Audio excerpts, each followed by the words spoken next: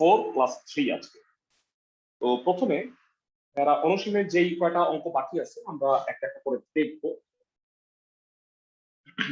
যারা বৃত্ত সংক্রান্ত এগুলো আঁকতেছি।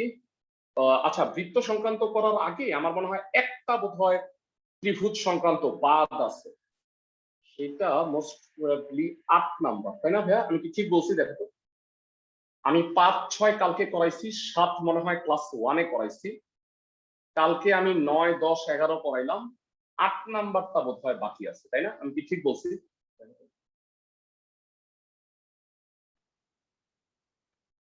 ওকে, তো বলছে একটা ত্রিভুজের ভূমি শিরোকোণ, শিরোকোণ মানে বুঝছো, মানে সাপোজ ভূমিটা দেয়া আছে এ, এই শিরোকোণ দেয়া আছে সাপোজ কোণ এক্স, আর অপর কোণদ্বয়ের অন্তর, অপর কোণদ্বয়ের অন্তর মানে ধরো যে এই সি কোণটা বড় আর বি কোণটা ছোট, তাহলে সি মাইনাস বি এই মানটা দেয়া আছে। তার মানে একটা ত্রিভুজের ভূমি, শীর্ষকোণ বা শিরোকোণ আর অপর কোণদ্বয়ের অন্তর দেয়া আছে, আমাকে ত্রিভুজটা আঁকতে হবে।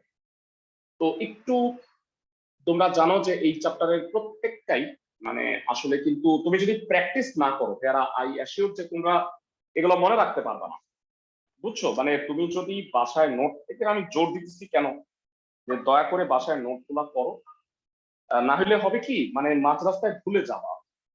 মানে এই এই সম্পাদ্য গুলা এমন যে তুমি মাঝ রাস্তায় অবশ্যই তুমি ভুলে যাবা, কারণ কি সবগুলা পেঁচায় যাবে তোমার আলটিমেট। তো দ্যাট ইজ ওয়াই তোমরা প্র্যাকটিসটা করো, তোমাদের কাছে রিকোয়েস্ট।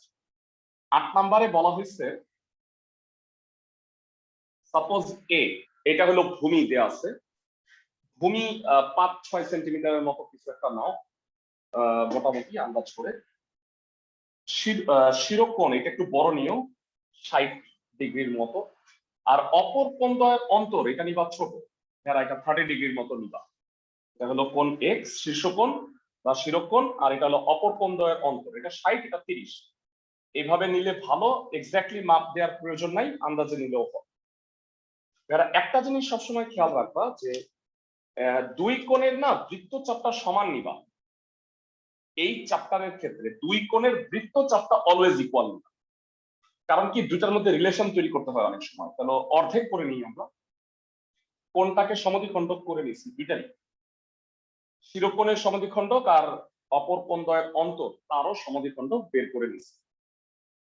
তো এরা প্রথমত আমি একটু বলে দিই যে বাহুটা নিবা 5 থেকে 6 সেন্টিমিটার, আর দুইটা কোণ, একটা 60 ডিগ্রি এটা শিরোকোণ আর অপর কোণদ্বয়ের অন্তর 30 ডিগ্রির মতো নিবা। এইবার ত্রিভুজটা আঁকার প্রক্রিয়া কি তাহলে দেখে নাও। যে কোনো একটা রশ্মি নিলা, মোটামুটি নিচে নিবা কারণ চিত্রটা বড় হবে অনেক। যে কোনো একটা রশ্মি থেকে তুমি এ কেটে নাও, ভূমি কেটে নাও। এইবার ভালো করে শুনো, এই বিন্দুতে লম্ব আঁকো। লম্ব আঁকার সিস্টেম তোমাকে আগেই জানাইছি, লম্ব আঁকবা কিভাবে, আগেই লম্বটা এঁকে দিয়ে তারপর একটু প্র্যাকটিস করবা, যে মানে অ্যাক্টিং করবা যে 90 ডিগ্রি আঁকছো। অনেক সময় পারফেক্টলি 90 ডিগ্রি আঁকতে গেলে না লম্বটা হয় না, তো দ্যাট ইজ ওয়াই সবসময় আগে লম্বটা এঁকে তারপরে 90 ডিগ্রিটা আঁকবা, এটা আমার সাজেশন। এইবার মনোযোগ দিয়ে শুন, এরা আমরা দুইটা কোণ আঁকবো। একটা কোণ তো সহজ, এই ওয়াই কোণের অর্ধেক এখানে আঁকবা। তো এইটা নিলা, আর এই অর্ধেকটুকু নিয়ে এই বৃত্তচাপ নিলা।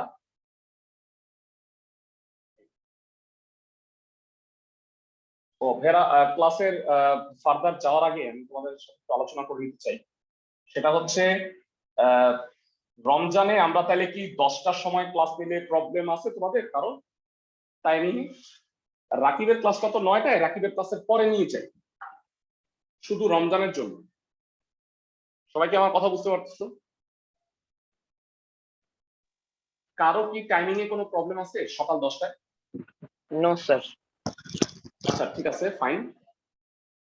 তাহলে তোমাদের নেক্সট শুক্রবার থেকে ক্লাস হয়ে যাবে 10টায়।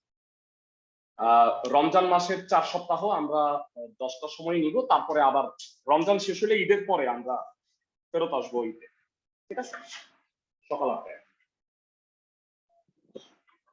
কারণ রোজার সময় আসলে সকাল 8টা দেখা যায় 7টায় রেডি হয়ে আমার আসতে হয়, তো ভালো হয়, আমার জন্য ভালো। ফাইন। ভেরা, কি কি করছি শোনো। যে কোনো রশ্মি নিলা, রশ্মি থেকে ভূমি কেটে নিছি। এই বিন্দুতে আমি অর্ধেক কোণ ওয়াই এর সমান করে একটা কোণ আঁকছি। আর এইখানে যেটা আঁকবো খুব ভালো করে বুঝ, এতটুক তো 90 ডিগ্রি আঁকছো। এবার এখান থেকে এই যে সমান বৃত্ত চাও, এটা কাটো। এখান থেকে অর্ধেক এক্স নাও, অর্ধেক এক্স। আর এখান থেকে আরো ফার্দার অর্ধেক ওয়াই নাও। আমি ভালো করে বুঝাই, এই সমান বৃত্তচাপ তো এদিকে তো সমান, এইটা নিবা এখানে হাফ এক্স, আবার এখান থেকে নিবা হাফ ওয়াই। তার মানে এই কোণটা বেসিক্যালি কত হইলো বলতো? যে এই কোণটার মান কেউ কি বলতে পারবা ক্লাসে?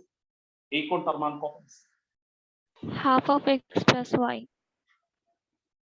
Very good, half x plus y হবে। সবাই কি আমার কথা বুঝতেছো? ক্লাসের সবাই, ক্লাসের সবাই কি কোনটার ব্যাপারে বুঝতে পারছো? আমি আবার বলি, এখান থেকে আমি হাফ এক্স আর হাফ ওয়াই কেটে নিব। তো আলটিমেটলি এই কোণটার মান হলো হাফ এক্স প্লাস ওয়াই, আর এখানে আসছি হাফ ওয়াই। আমি একটু লিখে দিই, তাহলে তোমাদের বুঝতে সুবিধা হবে। লিখলে একটু কি বলবো, মানে একটু জটিলতা চলে আসবে। তো দ্যাট ইজ ওয়াই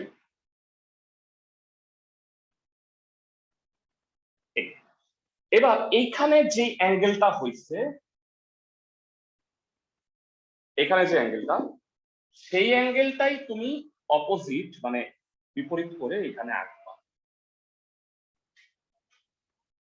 মানে এখানে যে অ্যাঙ্গেলটা হয়েছে সেই অ্যাঙ্গেলটার সমান করে তুমি এই রেখার উপরে সেই অ্যাঙ্গেলটাই আঁকবা।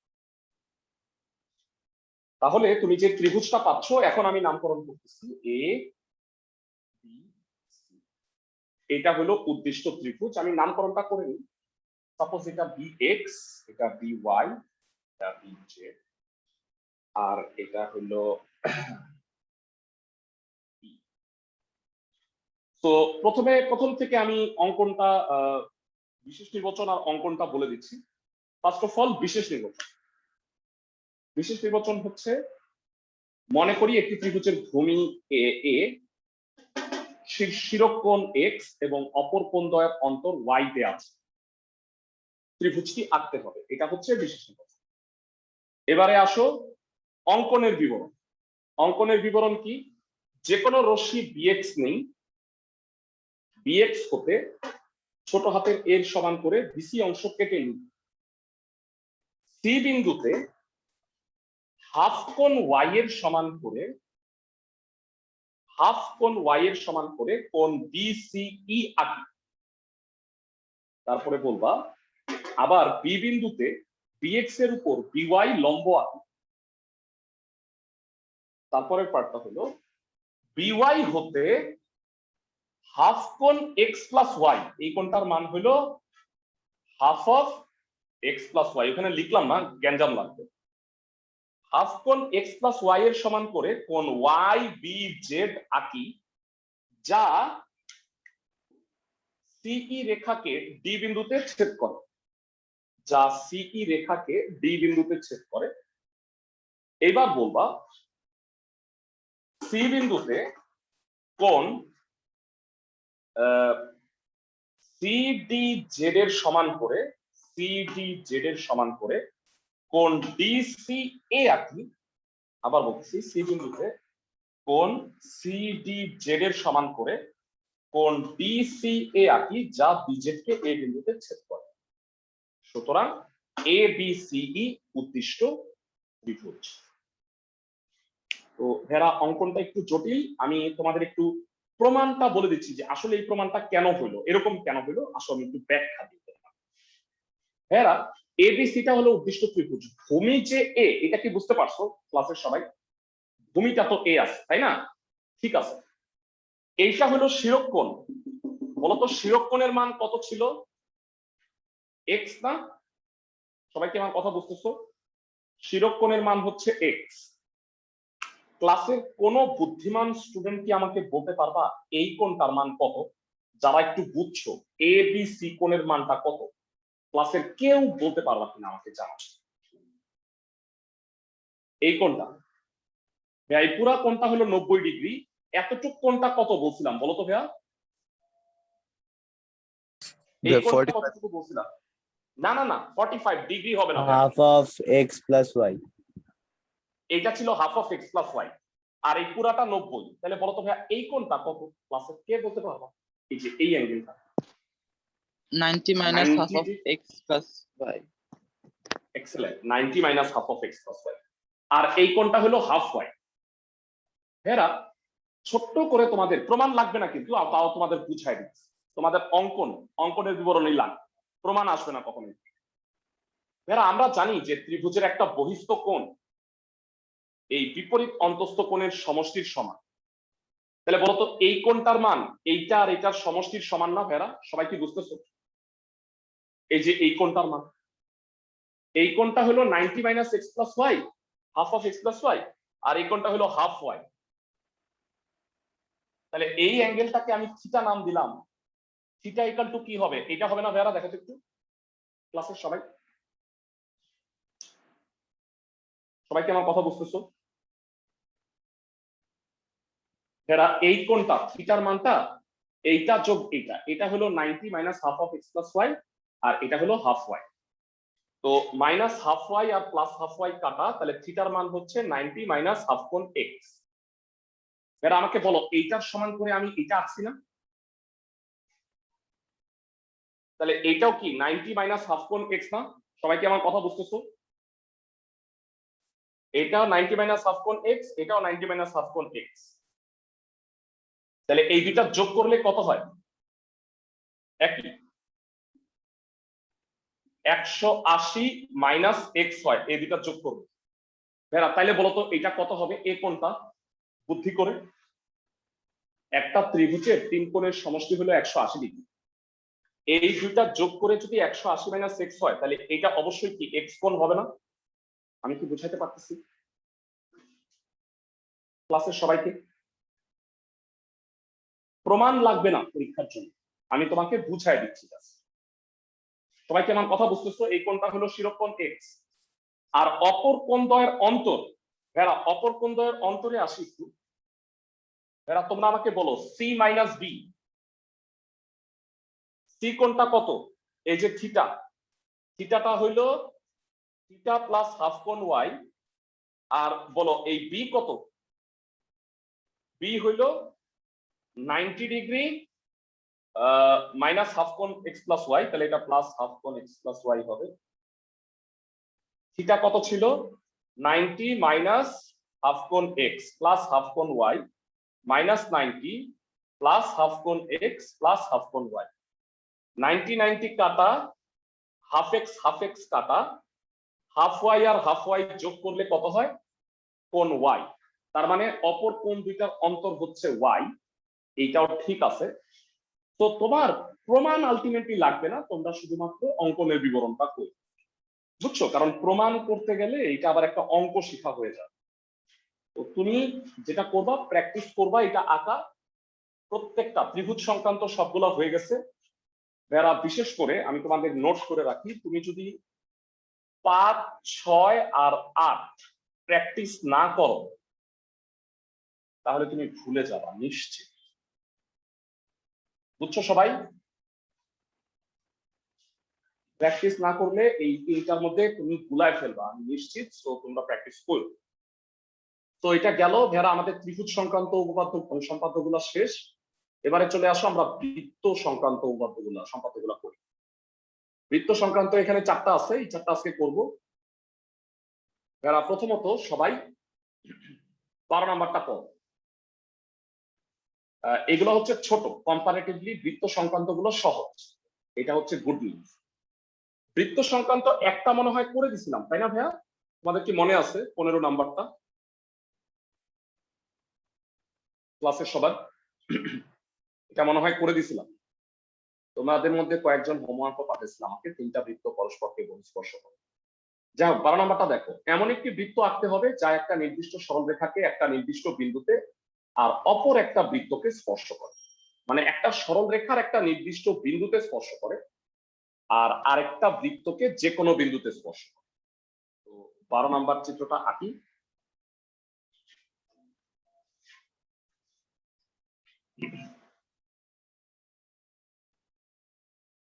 যারা আমরা জানি যে আসলে সম্পাদ্য এই চতুর্থ অধ্যায়টা মানে তুমি যদি সে কথা মনে রাখো যে যত জ্যামিতি তোমাদের আছে এর মধ্যে এইটা মনে রাখাটাই খুব টাফ, কিন্তু আমার মনে হয় প্র্যাকটিস করলে দেখবা যে তুমি কঠিন জিনিসকেও আয়ত্তে আনতে পারো।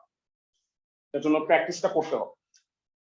আর একটা জিনিস দেখো, মাত্র 2টা চ্যাপ্টার জ্যামিতি, অধ্যায় 3 যেটা তোমরা 9 পড়ে আসছো, 9 পড়ে আসছো, এটা যদিও আমি এটা রিপিট করবো, অধ্যায় 3 আর অধ্যায় 4 এই দুইটাই মাত্র জ্যামিতির অধ্যায় আছে। তো 4 ভালো করে শেষ করো। আর আঁকাটা একটু দেখবা। ফার্স্ট অফ অল বলছে একটা বৃত্ত আছে আর একটা সরল রেখা আছে। ভালো করে বুঝছো, একটা বৃত্ত আর একটা সরল রেখা আছে।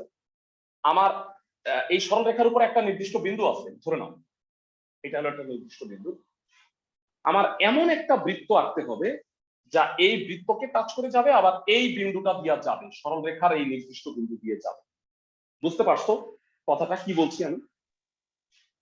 মানে আমার একটা বৃত্ত আছে আর একটা সরলরেখা আছে, আমার এমন আরেকটা বৃত্ত আঁকতে হবে যেটা ওই আগের বৃত্তকে টাচ করবে আর এই সরলরেখার এই বিন্দুটা দিয়ে যাবে। সবাই কি আমার কথা বুঝতেছো? ক্লাসের সবাই?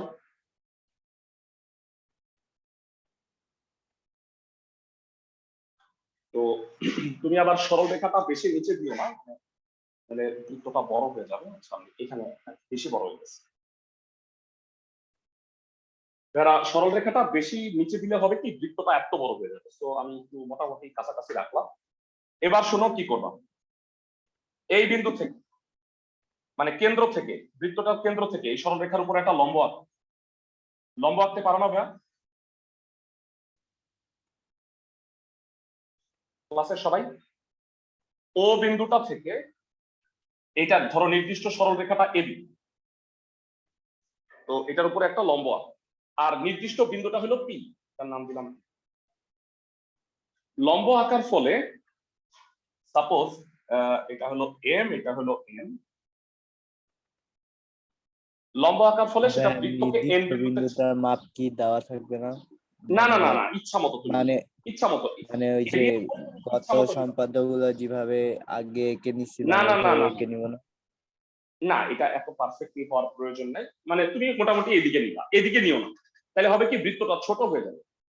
বুঝছো? মানে রাইট সাইডে নিও। এটা তুমি যে জায়গায় নাও হবে, কোনো প্রবলেম নাই, পারফেক্টলি মাপ দেওয়ার প্রয়োজন। ওকে, তো আমি কি করলাম, ও বিন্দু থেকে এ বি এর উপরে ও এন লম্ব আঁকছি, যেটাকে আমি বর্ধিত করছি, যা বৃত্তকে এম বিন্দুতে ছেদ করছে। এম আর পি যোগ করো, এই যে নির্দিষ্ট বিন্দু এম আর পি যোগ করো। এইবার আচ্ছা এইটা ভাইয়া, বৃত্তকে ওই যে যেটা যে লম্ব আঁকছেন না ওইটার জন্য হ্যাঁ হ্যাঁ রেখার বাইরে 2টা বৃত্তচাপ আঁকছেন, ওই লম্বটা যদি ওই হ্যাঁ, বৃত্তচাপ এই অর্ধেকের বেশি নিয়ে, অর্ধেকের বেশি নিয়ে এই, না মানে মানে এটা এই তো, লম্বর যে রেখাটা সেটা যদি এই হ্যাঁ বৃত্তচাপ হ্যাঁ 2টা পর্যন্ত বর্ধিত করি তাহলে সমস্যা হবে? চাপ 2টা পর্যন্ত। মানে ওই যে লম্ব রেখাটা আছে না, আপনি এইমাত্র যে হ্যাঁ হ্যাঁ হ্যাঁ বৃত্তচাপটা আঁকলেন এটার মাঝ হ্যাঁ বরাবর হ্যাঁ, যদি নিয়ে আসি নিচ পর্যন্ত তাহলে কি সমস্যা হবে? ও আচ্ছা, এইটাই না, এখানে না এটা করো না, হ্যাঁ হ্যাঁ। এই রেখা পর্যন্তই, মানে এই নিচ পর্যন্ত টাইম, ঠিক আছে, ধরবা স্কেল, কিন্তু এই পর্যন্ত দিও। কারণ লম্বটা তো আমি এবি এর উপরে আঁকতেছি, এটা তো তাইলে মানে বর্ধিত হয়ে গেল, বুঝছো? দরকার নেই।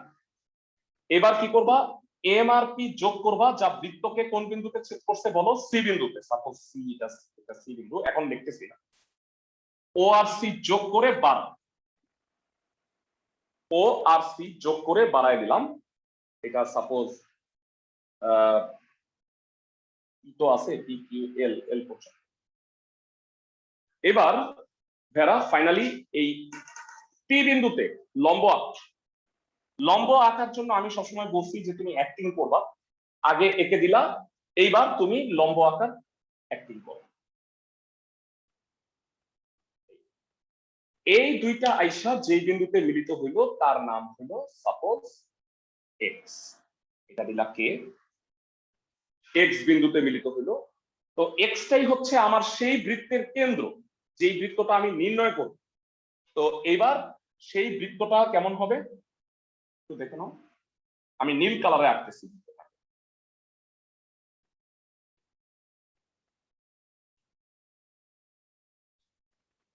এই হচ্ছে আমার নির্ণেয় বৃত্তটা। কি করবা, এক্স কে কেন্দ্র করে এক্স সি অথবা এক্স পি দুটা সমান হবে, এই সমান বৃত্তচাপ নিয়ে একটা বৃত্ত এঁকে ফেলবা। তাহলে বলো এই নীল কালারের বৃত্তটা এই প্রদত্ত বৃত্তকে সি বিন্দুতে স্পর্শ করছে, মানে যে কোনো বিন্দু আর কি, আর এবি সরল রেখার সেই নির্দিষ্ট বিন্দু পি, সেই পি বিন্দুতে স্পর্শ করছে। সবাই কি আমার কথা বুঝতেছো ক্লাসের সবাই? এবার আমি পুরা বিশেষ নির্বাচন আর অঙ্কনটা তোমাকে আবার বলে দিচ্ছি, তাহলে তোমাদের সুবিধা হবে যেভাবে তুমি পরীক্ষায় লিখবা। মনে করি ও কেন্দ্র বিশিষ্ট একটি নির্দিষ্ট বৃত্ত এবং এবি একটি নির্দিষ্ট সরল রেখা, যার একটি নির্দিষ্ট বিন্দু পি। এমন একটি বৃত্ত আঁকতে হবে যা ও কেন্দ্র বিশিষ্ট বৃত্তকে এবং এবি সরল রেখার পি বিন্দুতে স্পর্শ করে। সবাই কি আমার কথা বুঝছো? আবার বিশেষ নির্বাচন, মনে করি ও কেন্দ্র বিশিষ্ট একটি নির্দিষ্ট বৃত্ত এবং এবি সরল রেখা, এবি একটি নির্দিষ্ট সরল রেখা যার পি একটি নির্দিষ্ট বিন্দু। এমন একটি বৃত্ত আঁকতে হবে যা ও কেন্দ্র বিশিষ্ট বৃত্তকে এবং এবি সরল রেখার পি বিন্দুতে স্পর্শ করে। এবারে আসো অঙ্কন। ও বিন্দু হতে এবি সরল রেখার উপর ওএন লম্ব আঁকি, যেটা যাকে বর্ধিত করলে বৃত্তকে এম বিন্দুতে ছেদ করে। এক নাম্বার। দুই নাম্বার হলো এম কমা পি যোগ করি, যা বৃত্তকে সি বিন্দুতে ছেদ করে। তারপরে বলবা ও কমা মানে সি যোগ করে এল পর্যন্ত বর্ধিত করি।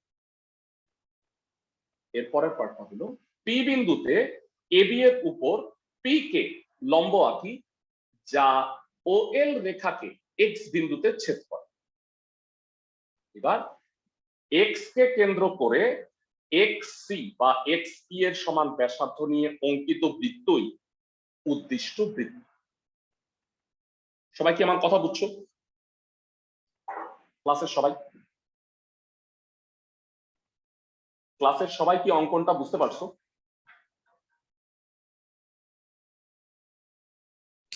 বুঝছি ভাইয়া। ওকে, সো অবশ্যই ফেরা কালকে আমাকে মাত্র 2 জন পাঠাইছো। অনেক রিকোয়েস্ট করছি তোমাদের যে ভাইয়া দয়া করে হোমওয়ার্ক গুলা করো। আচ্ছা, এই উইকটা সময় আছে তোমাদের, এই চতুর্থ অধ্যায়টা দয়া করে নোট করো। আজকে শেষ হয়ে যাচ্ছে চ্যাপ্টারের প্রত্যেকটা অঙ্ক সুন্দরভাবে নোট করো, আমাকে দেখাও। আর তোমাদের গ্রুপে আমি 15 অধ্যায়ের কোশ্চেনটা দিয়ে দিচ্ছি, দয়া করে সলভ করো সবাই। হ্যাঁ, পরীক্ষাটা দিও, আমাকে পাঠায় দিও। এই সপ্তাহে হচ্ছে এইটা তোমাদের কাজ। ওকে, এইবারে পরবর্তী ম্যাথটা দেখো। 13 নাম্বার দেখো। প্রশ্নে বলছে আচ্ছা আমরা 13 নাম্বারটা পরে করতেছি, এর আগে 14 নাম্বারটা করে নিই, এটার সাথে মিল আছে 14, এটা আগে করে নিই। এমন একটি বৃত্ত আঁকতে হবে যা সরল রেখাকে যে কোনো বিন্দুতে আর একটা নির্দিষ্ট বৃত্তকে এর একটা নির্দিষ্ট বিন্দুতে স্পর্শ করে। বেড়া, এই অঙ্কটা কি আগের অঙ্কটার উল্টা না? আগের অঙ্কে বলছিল যে সরল রেখায় নির্দিষ্ট বিন্দু আর বৃত্তকে যে কোনো বিন্দুতে, আর এখানে বলছে সরল রেখাকে যে কোনো বিন্দুতে আর বৃত্তকে একটা নির্দিষ্ট বিন্দুতে স্পর্শ করে। সবাই কি আমার কথা বুঝতেছে ক্লাসের সবাই? ক্লাসের সবাই কি আমার কথা বুঝতে পারতেছে ভাইরা? মানে এইটা আগের অঙ্কটা উল্টা অঙ্ক, মানে বৃত্তটার একটা নির্দিষ্ট বিন্দু থাকবে আর সরল রেখাটাকে স্পর্শ করলেই হবে। তো আসো আমরা আবার চিত্রে পাই একই রকম ভাবে। এটা হচ্ছে 14, এই বৃত্ত, এই সরল রেখা। এবার বৃত্তের একটা নির্দিষ্ট বিন্দু এটা ও কেন্দ্র বিশিষ্ট বৃত্ত। এখন আমার হচ্ছে এবি সরল রেখা, সবাই খেয়াল করো, এমন একটা বৃত্ত আমাকে আঁকতে হবে যা এবি সরলরেখাকে স্পর্শ করে আর এই বিন্দুটা দিয়া যায়। সবাই কি বুঝতেছো ক্লাসের সবাই? Yes, sir. তো এইবার কি করবা শোনো, এটা হলো কেন্দ্র ও, এটা হলো সি, ও সি কে যোগ করে বাড়াও, সাপোজ যোগ করে এল পর্যন্ত বাড়াও। তুমি একটা লম্ব আঁকো, লম্ব আঁকতে পারতো না?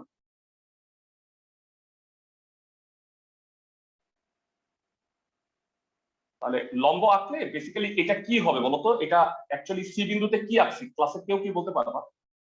এই রেখাটার নাম কি বলা হয়? এই রেখাটাকে কি বলা হয় কে বলতে পারবা? এটাকে স্পর্শ। Very good. মানে বেসিক্যালি আমি কি করছি, মানে সি বিন্দুতে একটা স্পর্শক আঁকছি, তার নাম দিলাম এমএন। এমএন স্পর্শক আঁকছি। এবার ভালো করে বুঝছো, আমার এমন একটা বৃত্ত আঁকতে হবে যা সি বিন্দু দিয়া যায় আর এইখানে স্পর্শ করে। তো তুমি করবা কি, এই যে কোণটা হইছে কোণ এন এম বি, এই কোণটার সমদ্বিখণ্ডক এইটা আইসা, সাপোজ এটার নাম দিলাম এম কে, যেটা এখানে এক্স বিন্দুতে ছেদ করলো। এবার ফাইনাল কাজ হচ্ছে, এক্সটাই হলো কেন্দ্র, এক্স থেকে এইটার উপরে একটা লম্ব আঁকো। এটার নাম দিলাম এক্স পি, সাপোজ এটা পি। তো এক্স পি এর সমান ব্যাসার্ধ নিয়ে বা এক্স সি এর সমান ব্যাসার্ধ নিয়ে একটা বৃত্ত আঁকবা।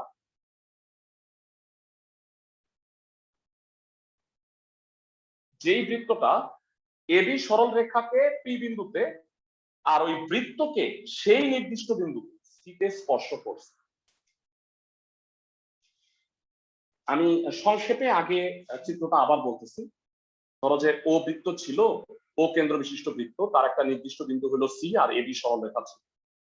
কি করবা, ও সি যোগ করে এল পর্যন্ত বাড়াবা, আর সি বিন্দুতে এম এন স্পর্শক আঁকবা যা এবি কে এম বিন্দুতে ছেদ করছে। তারপরে কোণ এন এম বি এর সমদ্বিখণ্ডক এম কে আঁকবা, যেটা ওএল কে এক্স বিন্দুতে ছেদ করে।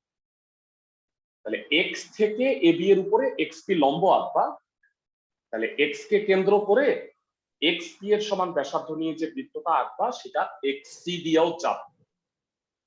তাহলে আমি প্রথমে বিশেষ নির্বাচন বলে দিচ্ছি, তারপরে অঙ্কনের বিবরণ। বিশেষ নির্বাচন হচ্ছে, মনে করি ও কেন্দ্র বিশিষ্ট একটি নির্দিষ্ট বৃত্ত যার একটি নির্দিষ্ট বিন্দু সি এবং এবি একটি নির্দিষ্ট সরলরেখা। এমন একটি বৃত্ত আঁকতে হবে যা বৃত্তটিকে সি বিন্দুতে আর এবি সরলরেখাকে স্পর্শ করে। এটা হলো বিশেষ নির্বাচন। অঙ্কনের বিবরণ কি? এক, ওসি কে এল পর্যন্ত বর্ধিত করি, ওসি যোগ করে এল পর্যন্ত বর্ধিত করি। সি বিন্দুতে এম এন স্পর্শক আঁকি যা এবি কে এম বিন্দুতে ছেদ করে। তারপরে বলবা কোণ বি এম এন এর সমদ্বিখণ্ডক এম কে আঁকি যা ওএল কে এক্স বিন্দুতে ছেদ করে। এক্স হতে এবি এর উপরে এক্স পি লম্ব আঁকি, এক্স কে কেন্দ্র করে এক্স পি এর সমান ব্যাসার্ধ নিয়ে অঙ্কিত বৃত্তই উদ্দিষ্ট বৃত্ত। বুঝতে পারছো সবাই? ক্লাসের সবাই? আই হোপ মানে তুমি বিশেষ নির্বাচন শুনে বা বিবরণ শুনে আঁকতেই পারবা। তো বৃত্ত সংক্রান্ত আর দুইটা আছে, আমরা এই দুটা আগে শেষ করে নিই, এরপরে যেটা আছে সেটা একটু দেখি। আমরা মাঝখানে 13 নাম্বারটা বাদ দিচ্ছি। দেখো 13 নাম্বারটা কি বলছে, বলছে এরকম একটা বৃত্ত আঁকতে হবে যা একটা নির্দিষ্ট বৃত্তকে এর নির্দিষ্ট বিন্দুতে আর অপর আরেকটা বৃত্তকে স্পর্শ করে। মানে এখানে বৃত্ত হয়ে যাচ্ছে তিনটা, মানে একটা বৃত্তের একটা নির্দিষ্ট বিন্দু আরেকটা বৃত্তের যে কোনো বিন্দুতে স্পর্শ করে, এরকম তৃতীয় আরেকটা বৃত্ত আঁকতে হবে। সবাই কি আমার কথা বুঝতেছো ক্লাসের সবাই? তো এই আগের দুটা অঙ্কে একটা বৃত্ত একটা সরলরেখা ছিল, কিন্তু এই অঙ্কটায় বলছে দুইটা বৃত্ত, একটা বৃত্তকে নির্দিষ্ট বিন্দুতে আর একটা বৃত্তের যে কোনো বিন্দুতে স্পর্শ করলেই হবে। তো আসো আমরা এই 13 নাম্বারটা আঁকি।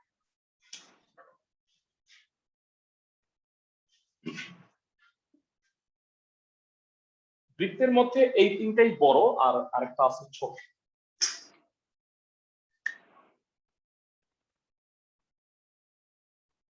সাপোজ তুমি বৃত্ত ছোট ছোট করে আঁকো, তিনটা বৃত্ত তো বড় আঁকলে কিন্তু তোমার মিলবে না। এখানে একটা আঁকো আর এমন ভাবে আঁকো যে এটা মাঝখানে থাকে, কারণ এদিকে দিলে বড় হয়ে যাবে। তাহলে আমি আরেকটা বৃত্তকে এখানে একটু নিচে দাও। তো আবার বেশি নিচে হয়ে গেছে, এইটার জন্য নিচে থাকে। তো এমন একটা বৃত্ত আঁকতে হবে যে এই বৃত্ত আর এই বৃত্ত দুইটা বৃত্তকে স্পর্শ করে যায়। ওকে, তো আমি ধরলাম যে এটা হলো বৃত্তটা নির্দিষ্ট বিন্দু। কি করবা মনোযোগ দিয়ে শুনি। সেটা হলো যে কোনো এটা একটা ব্যাসার্ধ আঁকো, এটার যে কোনো একটা ব্যাসার্ধ আঁকো। ধরো এটা ও, তো ও বি যোগ করে তুমি বাড়ায় দিলা, ও বি যোগ করে এল পর্যন্ত বাড়ায়। এবার এই বি তে আর এই নির্দিষ্ট বিন্দু ধরো সি, বি সি যোগ করে বাড়াও।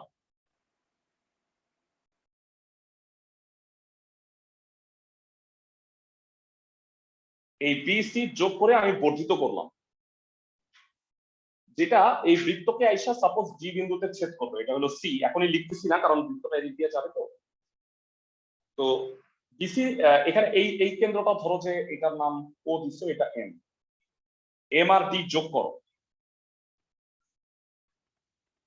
এম আর ডি যোগ করো। আর এখানে কেন্দ্রটা এখান থেকে এই যে সি আছে এটাকে যোগ করে বাড়াও।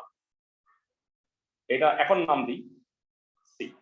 এমসি কে যোগ করে বাড়াইছি, যেটা এখানে আইসা এক্স বিন্দুতে ছেদ করছে, এটার নাম দাও এম কে। তাহলে এক্সটাই হইলো আমার হচ্ছে সেই বৃত্তের কেন্দ্র। এবার তুমি এক্স সি বা এক্স বি এর সমান ব্যাসার্ধ নিয়ে সেই বৃত্তটা আঁকো। যেই বৃত্তটা কিনা, আমারটা ভালো হয় নাই, কষ্ট হয়ে গেছে।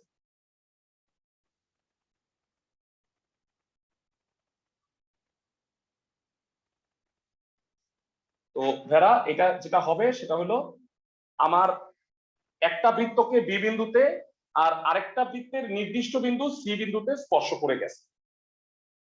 তো এটা হলো চিত্র, প্রথম থেকে আমি পুরোটা বলবো।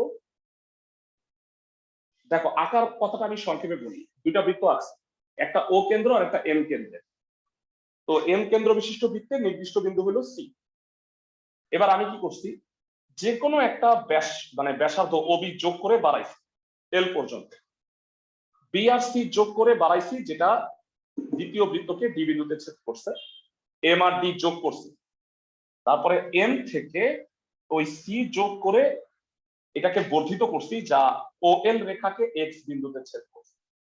এবার এক্স কে কেন্দ্র করে এক্স বি বা এক্স সি এর সমান ব্যাসার্ধ নিয়ে যে বৃত্তটা আঁকছি সেটাই হচ্ছে উদ্দিষ্ট বৃত্ত।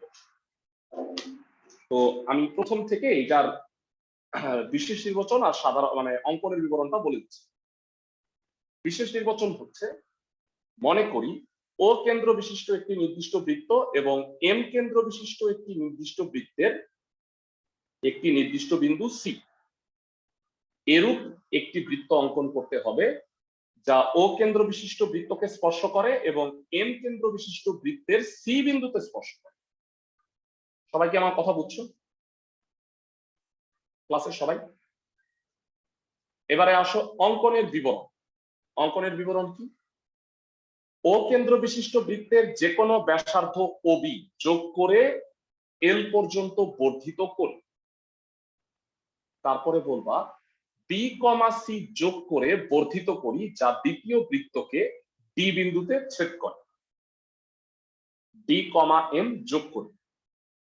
তারপরে বলবা এম কমা সি যোগ করে বর্ধিত করলে তা ও এল রেখাকে এক্স বিন্দুতে ছেদ করে।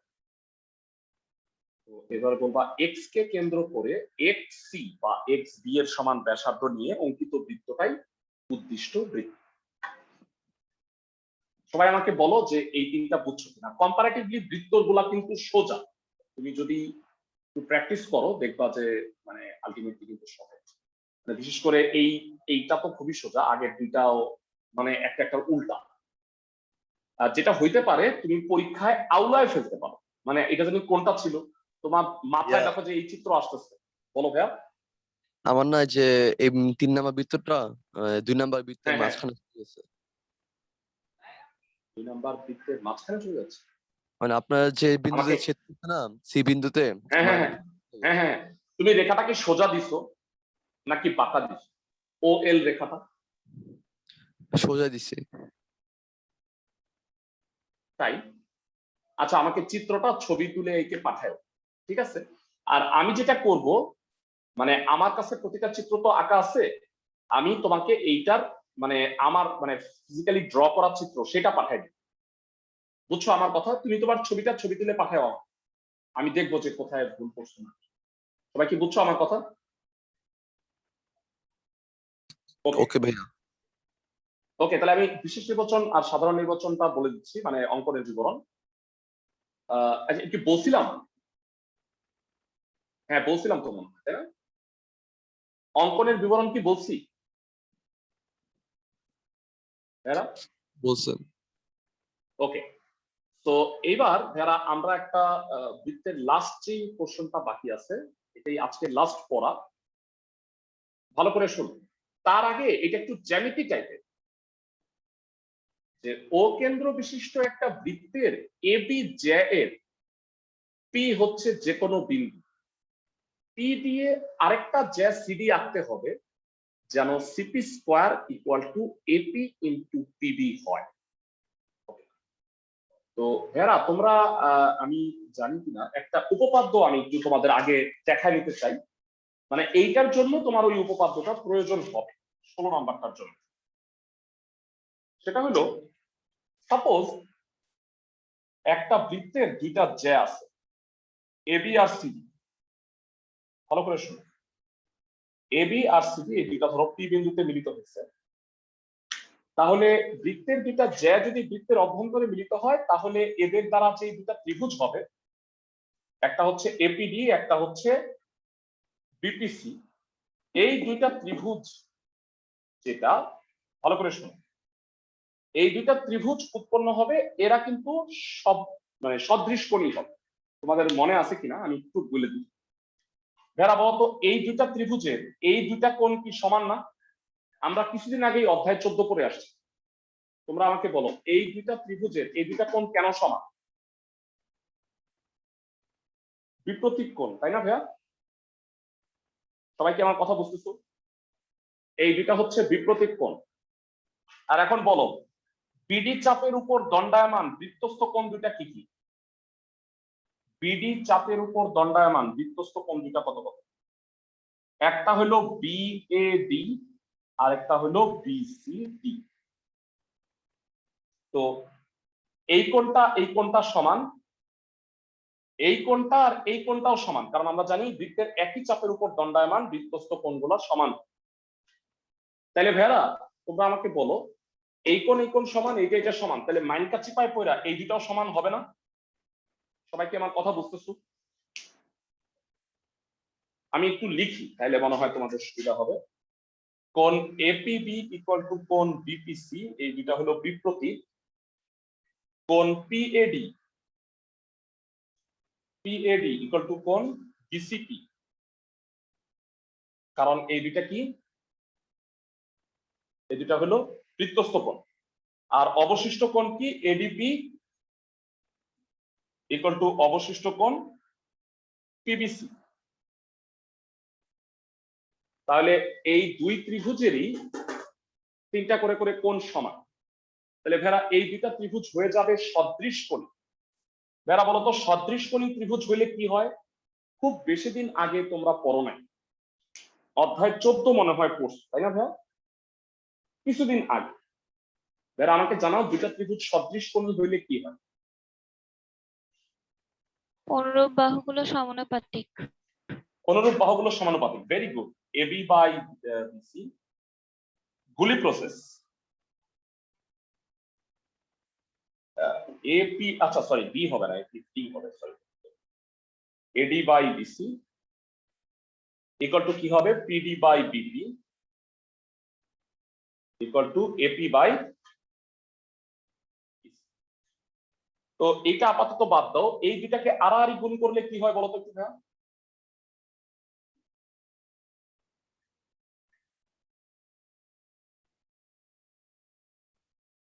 এটা হয় না, দেখো তো সবাই কি আমার কথা বুঝতেছো?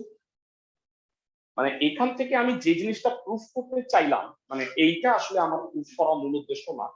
ছোট্ট একটা জিনিস বুঝো, একটা বৃত্তে যদি দুইটা জ্যা পি বিন্দুতে স্পর্শ করে তাহলে দেখো তাদের অংশদ্বয়ের গুণফল কিন্তু সমান, তাই না ভাই?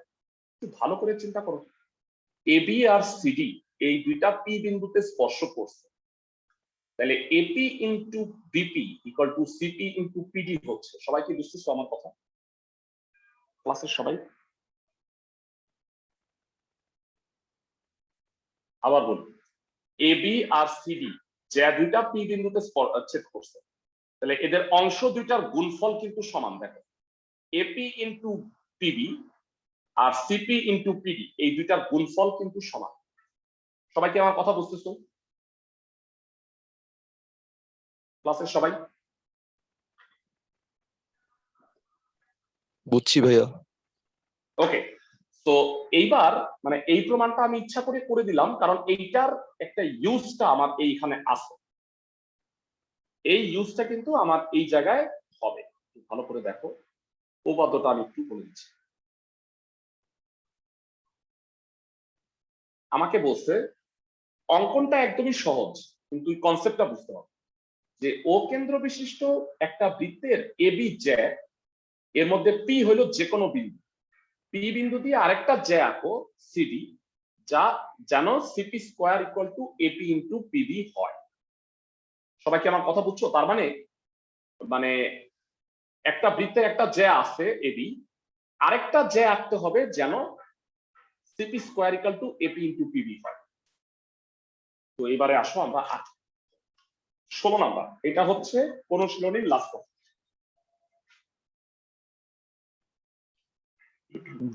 নেক্সট উইক থেকে কি অফলাইন?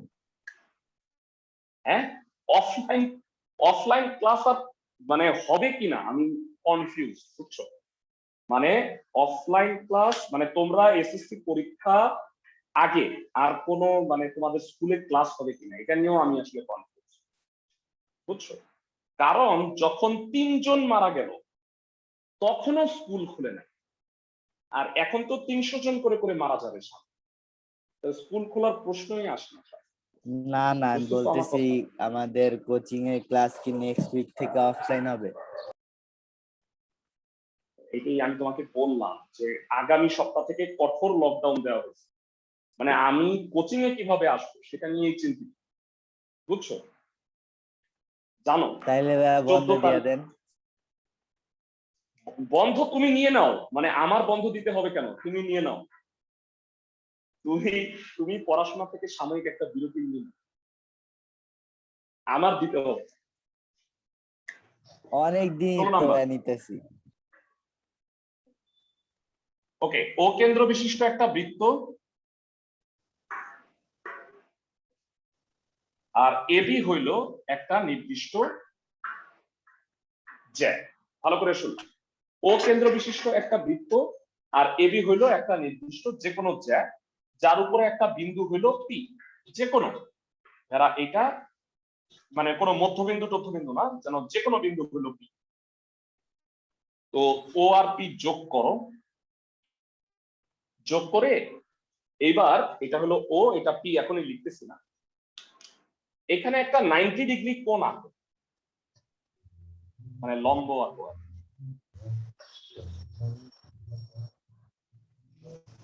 তো লম্ব আঁকলে কি হবে? ভালো হলো না, একটা কাজ করো, পি বিন্দুটা একটু এদিকে নাও, বেশি কাছাকাছি চলে আসবে, পি বিন্দুটা এইখানে নাও, নাইলে হবে কি মানে এই এবি আর সিডি মিলে যাচ্ছে। তো এইবার তুমি লম্বটা আঁকো, পিটা একটু মানে মধ্যবিন্দু নিও না, যে কোনো এক পাশে নাও। এবার লম্ব আঁকো, লম্ব আঁকলে যেটা হয়, এটা হলো সিডি, এটা হলো পি বিন্দু। এরা অঙ্কন কিন্তু শেষ, আমি একটু বুঝায় বলি তোমাদের। ও কেন্দ্র বিশিষ্ট একটা বৃত্ত ছিল, আর এবি হলো একটা নির্দিষ্ট জ্যা, যার একটা নির্দিষ্ট বিন্দু হলো পি। এমন একটি জ্যা সিডি আঁকতে হবে যা পি বিন্দুগামী এবং CP square equal to AP into BP, এটা যেন হয়। তো অঙ্কনটা কি বলো, এরা একটু মাইকটা অফ রাখো। ও কমা পি যোগ করি, তারপরে বলবা ওপি এর উপর লম্ব রেখা সিডি আঁকি যা বৃত্তকে সি ও ডি বিন্দুতে ছেদ করে, সুতরাং সিডি হবে উদ্দিষ্ট জ্যা। ভেড়া সিডিটাই উদ্দিষ্ট জ্যা কেন, সেটা আমি একটু ব্যাখ্যা করতেছি তোমার। বলতো ভেড়া সিডি এর উপরে ওপিটা কি লম্ব না? চিত্রটা একটু দেখো, সিডি এর উপরে ওপিটা কি লম্ব না? বলো, ক্লাস 8 পড়ে আসছো, বৃত্তের ব্যাস ভিন্ন জ্যার উপর, মানে কেন্দ্র থেকে ব্যাস ভিন্ন জ্যার উপর লম্ব, উক্ত জ্যাকে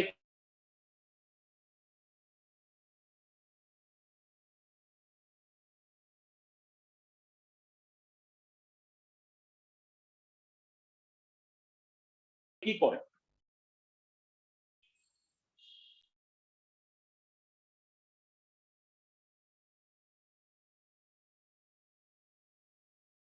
ভাই আপনি মিউট হয়ে আছেন।